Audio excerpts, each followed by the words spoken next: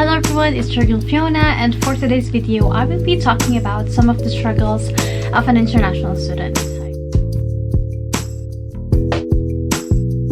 I feel like this kind of topic is not being talked about much, but I'm pretty sure that everyone have experienced this, especially if you are someone who have lived in a different country. I just wanted to create a video to show to everyone that living abroad is not all fun and easy and a lot of money, but it is also a mix of making hard decisions, surviving, and a lot more.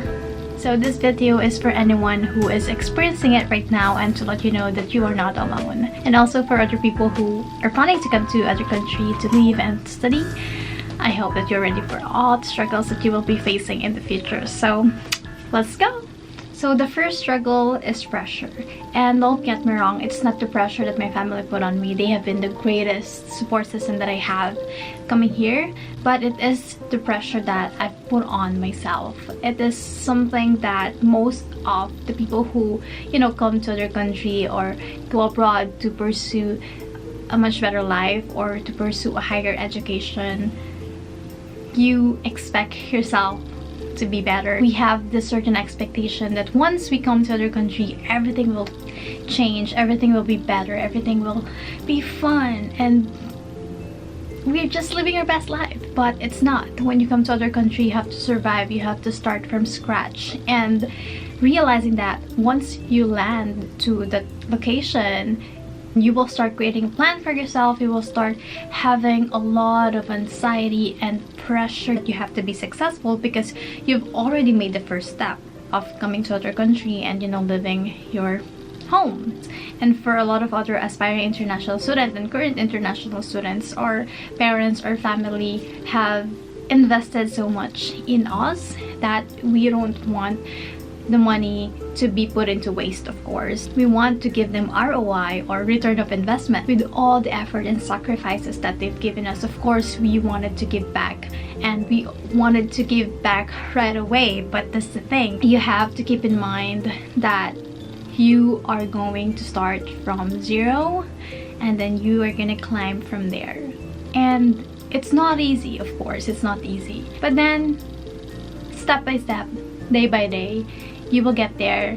And I feel like the pressure that I put on myself constrains me from enjoying sometimes that whenever I do wanted to buy something, or whenever I wanted to go to some other place, the guilt will be in there, and that is actually not a good idea. Of course, that is not a good thinking, because a year from that day you will realize that you've wasted so much time and nothing really happened. It's okay to have a healthy pressure that will keep you going if that works for you, but sometimes when you have too much pressure that you can't do anything or you can't enjoy the things that you're doing, that's when it becomes unhealthy. And not only it forbids me from enjoying some of the stuff, but also it forbids me from celebrating the small win. Whenever I have some achievements, I don't want to feel it like so much, because I feel like I'm gonna be incompetent after that. So what I do is to just let go and then focus on the next goal. But you know what, celebrating can actually makes you inspired to do better. So next struggle is that you have a very limited resources, or you can't do much. It happened to me in the first few months. I don't know if you're like me, but I find it hard to ask help for other people just because I don't want to bother them, because I'm the kind of person who doesn't want to be bothered as well. So I am just, extending the same courtesy to them. And when you're in a different country and you don't know anything, you have to research everything on your own, unless you have a family or unless you have people who have experienced that as well, that can guide you with the process or with settling in. And for me, I did have that. I have a family who took me in, and I am very lucky to have that. But of course, with the simple stuff, I don't want to ask people all the time. So it's very time consuming to do everything on your own, and it's gonna burn you out. So as much as possible, ask for help. I myself have learned to do that because sometimes I don't have a choice. I don't know anymore. And I think researching stuff, asking for help, making connection that helped me to be more resourceful. And also for an international student, it is very limiting to work for 20 hours a week because that's the only allowed time that we have, and 20 hours is really not enough unless you've saved at least 1 year of your tuition fee, and then you would be good. And the next one is homesickness. Being away from home, from your family, from your friends, from your loved ones, from everyone, even the people that you hate. You would miss them. So for me, what I miss the most is the sun. It's super cold here, especially of course in winter, basically all year round, and summer only lasts for what, 2 months, 3 months. I miss the chismes, the chaos of the city. It's full of life. One of the things that I kept on saying to myself and things that I've realized, I mean, I know it, but I haven't really internalized it, is that family is everything. I don't know, I feel like because growing up, I feel like I am running away from home all the time. Like I wanted to be as far away from my hometown. I wanted to go to Manila to study so that I could experience life. I wanted to see things on my own and not through my parents' eyes. I wanted to decide for myself. I wanted to be independent. A lot of other things that I wanted to do because I don't want to be put in a cage and then one day my parents would just decide, okay, you're old enough, you can go whatever, you can do whatever you want, and then I am out to the world and I am clueless. Diba? I feel like that's the worst thing that could happen to you. So as much as possible, I wanted to immerse myself with different things so that in the future I would be ready. I somehow felt a bit rebellious, but of course in a good way naman, not in a like addict mode way, not that kind. Which brings me to my next struggle, which is not being able to express yourself. And I think it happens to everyone naman, especially when you're just new to the place. For some point, I was afraid of my every move because I was afraid that I will be judged. You have to think of,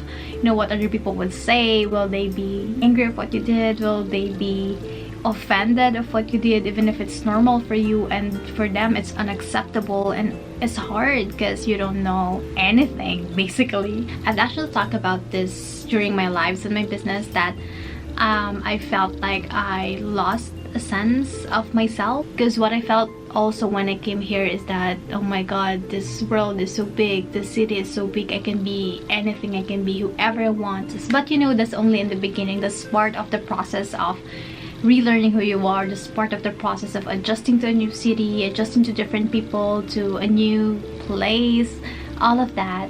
And it's just up to you on how you can regain your confidence, regain who you are, and a lot of things that you've left back home. So it's a process really, and a lot of contemplating. For me, I really had a lot of journal, and one of the reasons that I do that is I wanted to document how I think and how I grow, and also to just let everything out, to let all my feelings out so that I can express myself privately. And finally, last of my struggles is really not knowing what will happen, and especially during last year. I think everyone have experienced that, and I feel like that is twice as much for someone who is in a different country, who have a timeline like international students. Because for us, we have to be a PR in a certain time, unless we would just go back home. So it's just a constant anxiety and not feeling secured with the place that you're in, with the situation that you're in, because everything might change in a snap. So basically, there's just a lot of questions. What will happen if I will be hospitalized? Who will take care of me? And there are people who will care, of course, people who have been close to you, but it's still different to, you know, have a family or a loved ones to be physically be with you. And there are people out there who will care, but since they are not your family and they have their own lives and their own family to tend to, then you will be left alone. And on the other end, for you, it's also hard to accept that kind of help or that kind of support, because you know that they have their own family too and they have to earn money too. So